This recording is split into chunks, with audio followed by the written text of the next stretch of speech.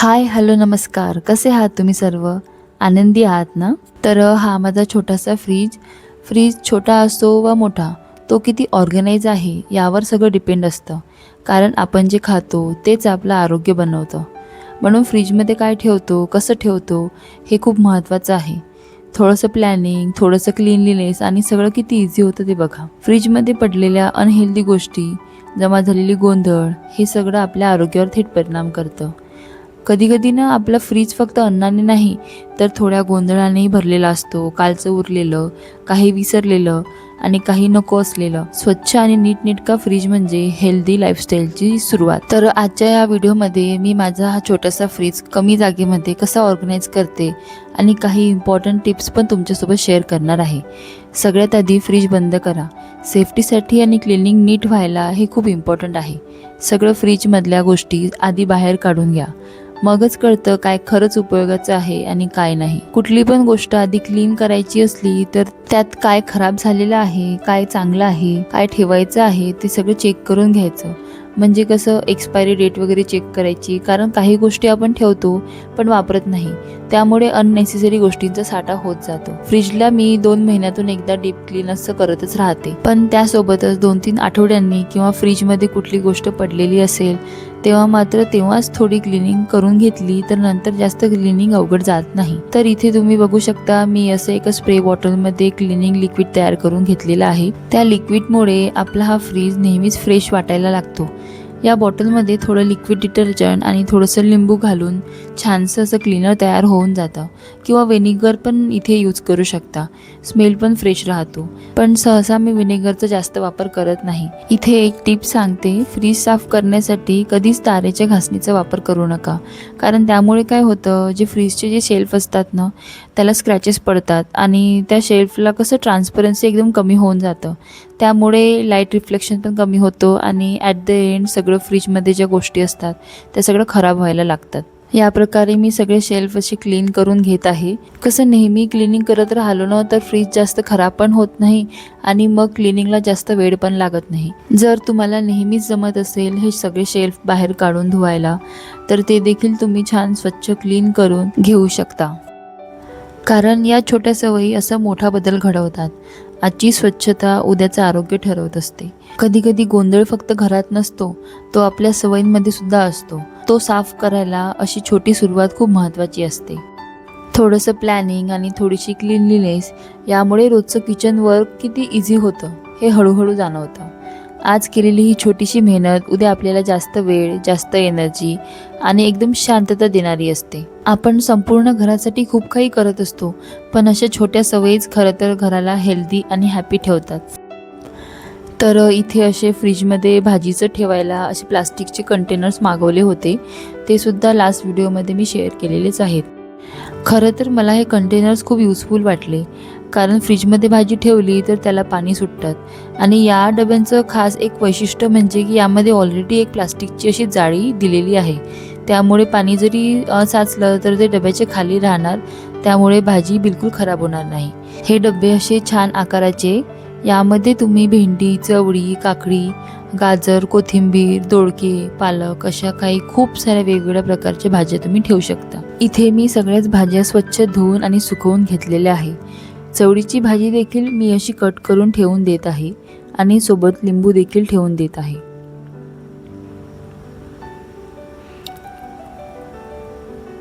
या डब्यांमध्ये फुलगोबी सुद्धा असे मोठे तुकडे करून ठेवली तर एकदम फ्रेश राहतात. सोबत दोडके देखील ठेवून देत आहे. तुम्ही दोडक्याची भाजी कशी बनवता हे कमेंटमध्ये नक्की सांगा. आणि मी बनवलेली दोडक्याची भाजी रेसिपी व्हिडिओ चॅनलवर अपलोड केलेला आहे, ते सुद्धा तुम्ही ट्राय करू शकता.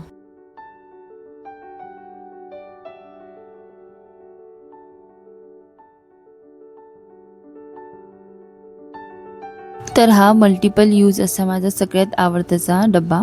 हा 6 कंपार्टमेंटचा एक डबा आहे. हा खूप इम्पॉर्टंट आहे.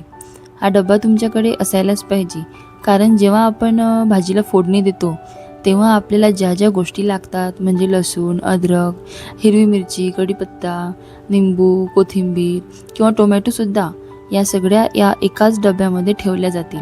म्हणजे तुम्हाला सारखं सारखं फ्रीज उघडायची गरज नाही आणि फ्रीजमध्ये जास्तीचे डबे ठेवायची पण गरज नाही. हा एकच डबा जरी काढला तर यामध्ये सगळ्याच आपल्याला लागणार त्या गोष्टी ठेवू शकतो. आणि याची प्राईस पण खूप कमी आहे. मला 130ला मिळाला आणि प्राईसच्या मानाने याची क्वालिटी पण खूप छान आहे. म्हणजे एकदम असं लोकल प्लास्टिक नाही आहे. मी हा डबा खूप आधीच घेतलेला होता, त्यामुळे मला खूप युजफुल वाटला. तर म्हटलं आता तुमच्यासोबत पण शेअर करते. हा एकच डबा इतका सारा स्टोअर करू शकतो की त्यामुळे कसं तुमची रोजची जी कामे आहे ती देखील खूप कमी होऊन जातात. इथे तुम्ही बघू शकता मी हिरव्या मिरच्यांचं असं देठ काढून ठेवून देत आहे. त्यामुळे मिरची लवकर खराब पण होत नाही आणि जास्त दिवस फ्रेश पण राहते.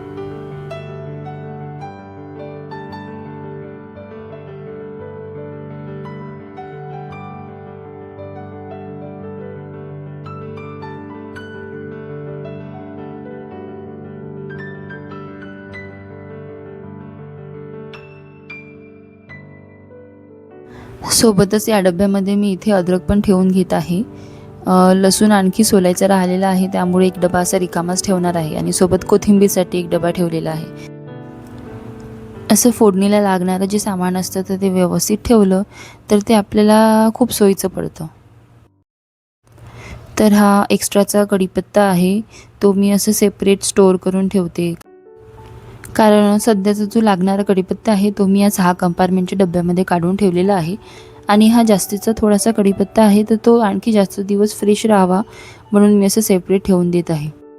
या डब्यांमध्ये भाजीपाला स्टोअर करताना तुम्ही टिश्यू पेपरचा देखील वापर करू शकता किंवा छोटासा व्हाईट रुमाल जरी ठेवला ना तरी ते पूर्ण पाणी ॲब्झॉर्ब करून घेतं. त्यामुळे कसं भाजी एकदम फ्रेश राहतं. तर इथे मी थोडासा असं लसूण सोलून ठेवलेला आहे आणि एक डब्बा असा रिकामा ठेवलेला आहे कोथिंबीरसाठी. तर हा असा फोडणीसाठी लागणारा सगळ्या साहित्यांचा डबा तयार झालेला आहे.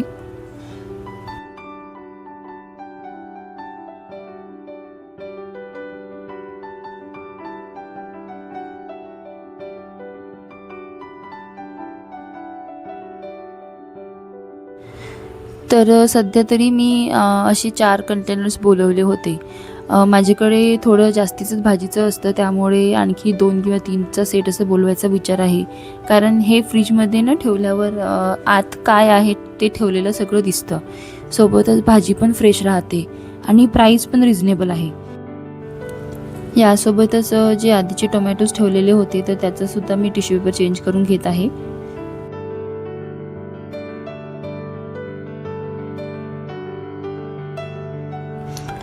या डब्यांमध्ये मी असं शेवग्याच्या शेंगा कट करून ठेवलेल्या आहेत. शेवग्याच्या शेंगा किंवा चवळीच्या शेंगा ज्या अशा मोठ्या लांबलचक भाज्या असतात ना, त्यांना जर असं आपण कट करून ठेवलं तर ते जास्त दिवस फ्रेश पण राहतात आणि खराब पण होत नाही.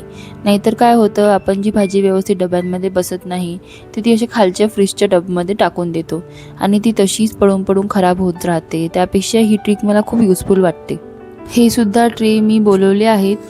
याचं पण खूप सगळ्यात वेगवेगळ्या प्रकारे आपण यूज करू शकतो. आता तर सध्या मी इथे फ्रीजमध्येच असं छोट्या-छोट्या बॉटल्स ठेवायला यूज करत आहे. याआधी मी वॉर्डरोबमध्ये सुद्धा मेडिसिन्स ठेवायसाठी यूज केलं आहे. सोबत ड्रेसिंग वॉर्डरोबमध्ये सुद्धा जे छोटे-छोटे सामान असतात ना, ते आपण खूप छान पद्धतीने अरेंज करून ठेवू शकतो. तर अशा प्रकारे मी सगळं असं भाजीचं व्यवस्थित अरेंज करून घेतलेलं आहे. आता माझ्या फ्रीजमध्ये सुद्धा खूप असं फ्रेश आणि क्लीन लूक दिसत आहे, तुम्ही बघू शकता.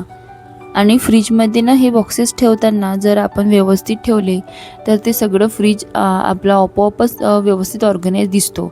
आणि एक सवय लावायची की जेव्हा जो डबा आपण फ्रीजमधून काढला त्याचं काम झाल्यावर तो डबा तिथेच त्याच जागी ठेवला गेला पाहिजे. तुम्हालाच त्याचा फरक जाणवेल. म्हणजे फ्रीज हा नेहमीच ऑर्गनाइज राहणार. सुरुवातीला थोडं अवघड जाणार, पण हळूहळू सवय लागली तर सगळं आपोआपच ऑर्गनाइज होऊन जातं. फ्रीजमध्ये वस्तू ठेवताना जे रोजचं लागणारं आहे ते पुढे ठेवायचं आणि जे एखाद्या वेळेस यूज होणार तर ते असं मागे ठेवून द्यायचं.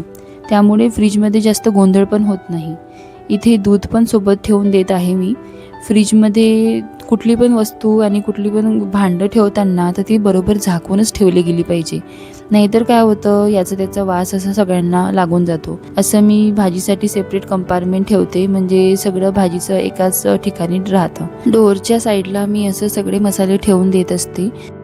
तर माझ्याकडे ना रोजच्या पूजेसाठी लागणारी फुलं जास्तीचीच असतात, त्यामुळे मी असं खालच्या टबमध्ये सगळे फुलं ठेवून देत असते.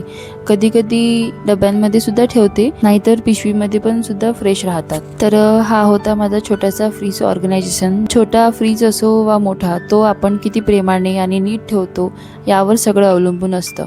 आपण रोज जे खातो त्याची सुरुवात त्या फ्रीजमधूनच होत असते, म्हणून तो स्वच्छ आणि नीटनेटकं ऑर्गनाईज ठेवणं ही फक्त सवय नाही, तर आपल्या कुटुंबासाठी, आपल्या कुटुंबाच्या आरोग्याची जबाबदारी आहे. अशा छोट्या छोट्या गोष्टीच आपल्या आयुष्यात मोठा बदल घडवत असतात. तर तुम्हाला आजचा हा व्हिडिओ कसा वाटला तर ते कमेंटमध्ये नक्की सांगा. तर हा माझा छोटासा फ्रीज ऑर्गनायझेशनचा व्हिडिओ आवडला असेल तर लाईक करा, शेअर करा आणि सबस्क्राईब करायला विसरू नका.